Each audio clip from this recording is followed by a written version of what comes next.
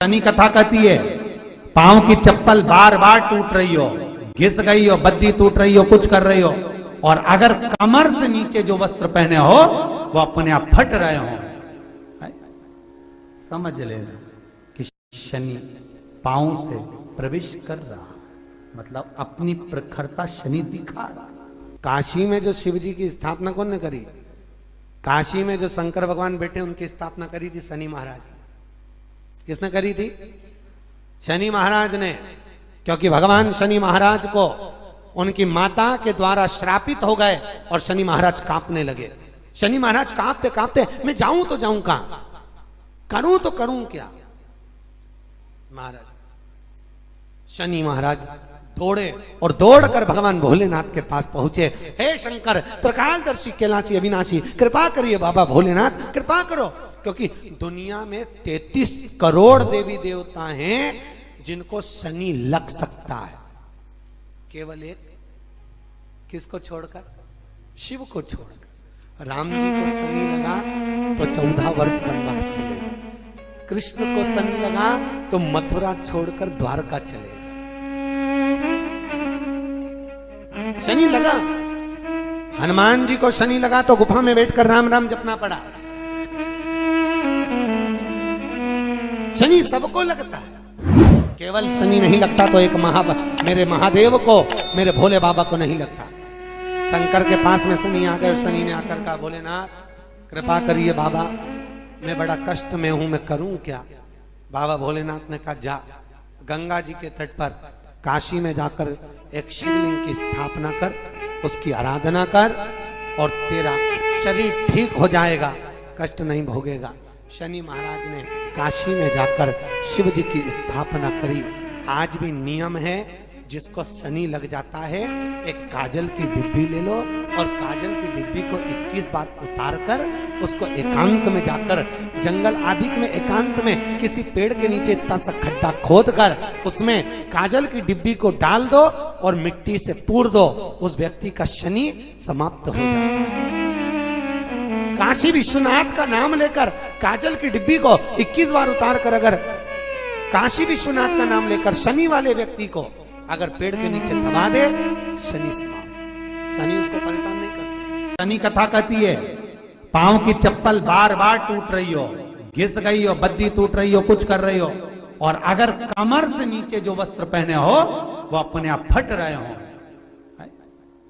समझ लेना कि शनि पांव से प्रवेश कर रहा, मतलब अपनी प्रखरता शनि दिखा रहा। फटे हुए वस्त्र धारण करने वाले का भाग्य भी फटे हुए वस्त्र की तरह, जैसे फटा हुआ कपड़े का रेसा रेसा निकलता है, उसी तरह फटे हुए वस्त्र धारण करने वाले की भी जिंदगी में परिश्रम का रेशा निकलता रहता है, पर उसको सुख का भान नहीं होता। आज के जमाने में ये फटे हुए कपड़ों का फैशन आ गया, ये बड़ा दुख की घड़ी है।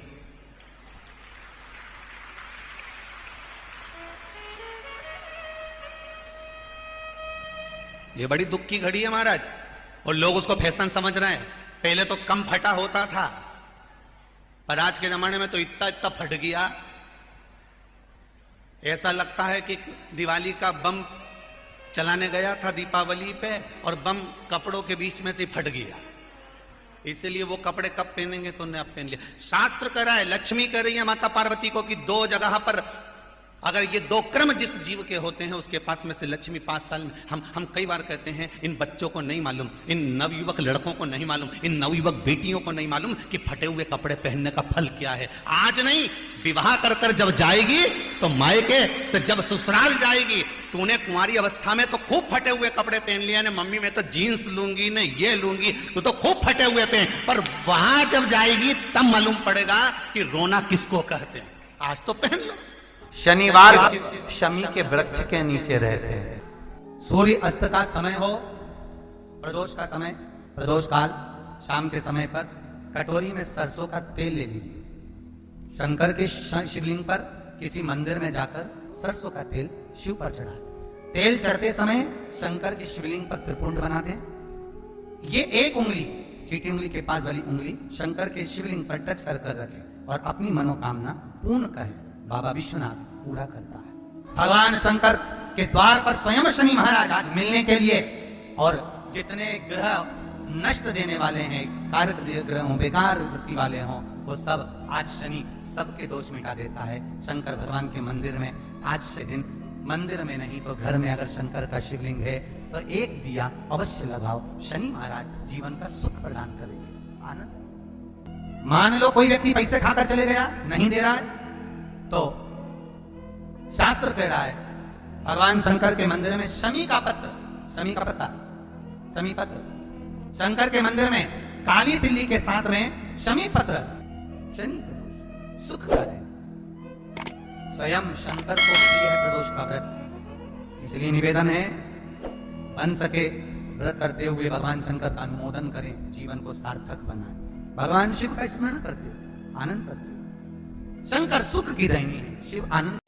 आज शनिवार का दिन है, जिस दिन अपन इस दरिद्रता से मिलने के लिए पीपल के पेड़ के नीचे आए हैं। हिंदू धर्म में ये दिन पीपल के वृक्ष के लिए पूजनीय होगा। जो भी शनिवार के दिन पीपल के वृक्ष की पूजन करेगा, दूध चढ़ाएगा या मिष्ठान का भोग लगाएगा, लक्ष्मी और नारायण उसके घर में प्रवेश कर जाएगा। लक्ष्मी और नारायण उसके घर में प्रवेश करेगा। पुराण की कथा कह रही है कि दुनिया के सारे तीर्थ नहीं जा सकते, पृथ्वी की सारी नदियों में स्नान नहीं कर सकते, पवित्र नदियों में आप स्नान नहीं कर सकते, या किसी भी तीर्थ में जाकर एक रात्रि भी विश्राम नहीं कर सकते, या हमने जिंदगी में कोई दान करा ना करा, कोई पुण्य करा ना करा, कोई सत्कर्म करा ना करा, कोई शास्त्र पढ़ा ना पढ़ा, कोई शास्त्र सुना ना सुना, उसके बाद भी शिव महापुराण की कथा कहती है कि एक दिन में अगर मात्र एक बार भी आप शंकर के शिवालय में प्रवेश कर गए या मंदिर में प्रवेश कर गए तो सारे तीर्थ, सारी नदियां, सारे सरोवर, सारी बावड़ी, सारे तालाब, सारे कुंड के स्नान का पुण्य, दान का पुण्य प्राप्त हो जाता है, केवल शिव तत्व को प्राप्त कर लेने। शिव महापुराण की कथा कह रही है कि घर में जो दिया होता है वो दीपक भी कोई साधारण नहीं होता, उस दीपक की भी महत्वता है, उस दीपक का भी वर्णन है। महाराज एक बात और बहुत अच्छे से सुनिएगा, शायद आपकी जिंदगी को सवार हो, शायद आपके जीवन को सवार हो। मेरी जीजियों, मेरे जीजाओं, मेरी बेटियों, बेटाओं,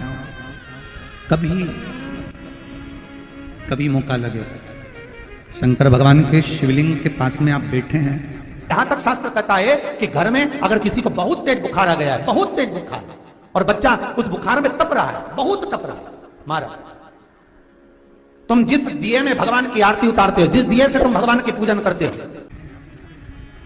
कभी मौका लगे और आप पूजन करने के लिए गए,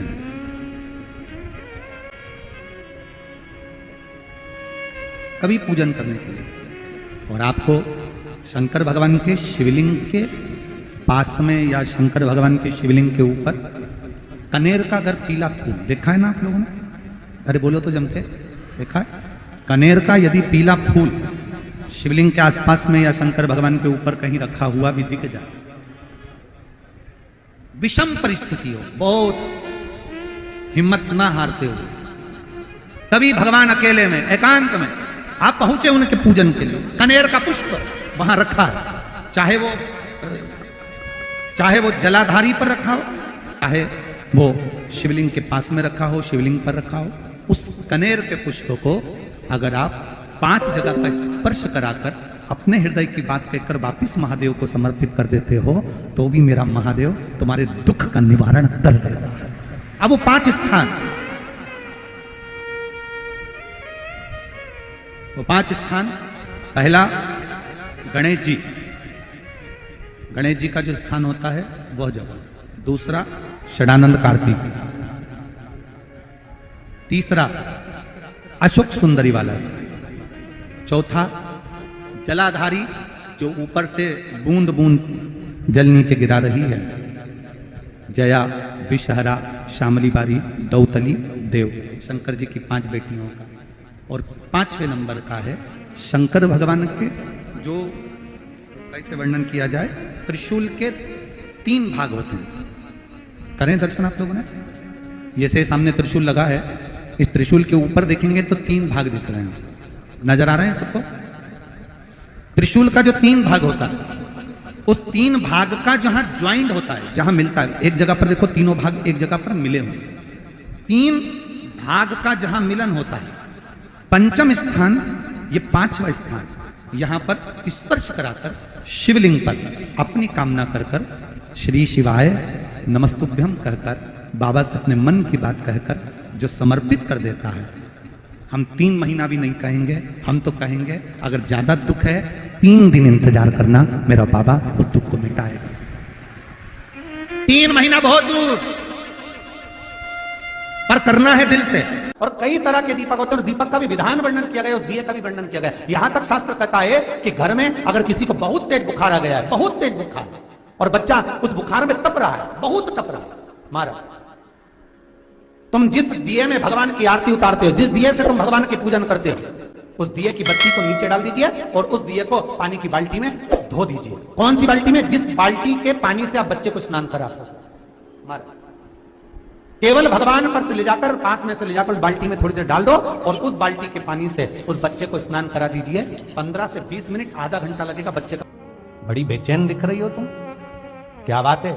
पार्वती जी कहती है, देवव्रत, कश्मीर प्रदेश का एक भक्त देवव्रत बेलपत्री के वृक्ष के नीचे बैठकर आपका मंत्र जाप कर रहा।